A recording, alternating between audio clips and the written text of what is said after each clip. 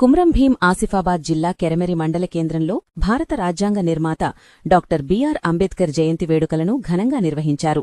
ఈ కార్యక్రమంలో డీసీసీ అధ్యక్షురాలు సుగుణక్క పాల్గొని అంబేద్కర్ చిత్రపటానికి పుష్పాంజలి ఘటించారు. ఈ సందర్భంగా సుగుణక్క మాట్లాడుతూ బాబాసాహెబ్ అంబేద్కర్ చూపిన సమానత్వం, సామాజిక న్యాయం మార్గంలోనే దేశం ముందుకు సాగాలని అన్నారు. పేదలు, దళితులు, ఆదివాసీల అభివృద్ధికి ఆయన చేసిన సేవలు అపారమని కొనియాడారు. కాంగ్రెస్ ప్రభుత్వం సామాజిక న్యాయం కోసం కట్టుబడి ఉందని, సీఎం రేవంత్ రెడ్డి నాయకత్వంలో బలహీన వర్గాల అభివృద్ధి కోసం అనేక సంక్షేమ కార్యక్రమాలు అమలు చేస్తున్నట్లు తెలిపారు.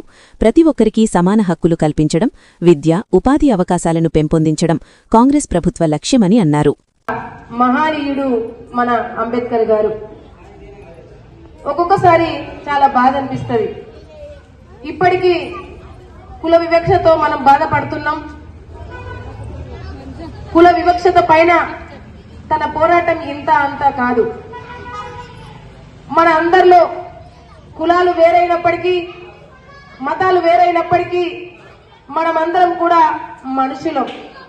కాబట్టి మనమందరం కూడా కలిసికట్టుగా జీవించినాడే ఈ దేశం అభివృద్ధి జరుగుతుంది, ఈ దేశము సస్యశ్యామలంగా ఉంటుందనేసి కోరుకున్నటువంటి మహానీయుడు అంబేద్కర్ గారు.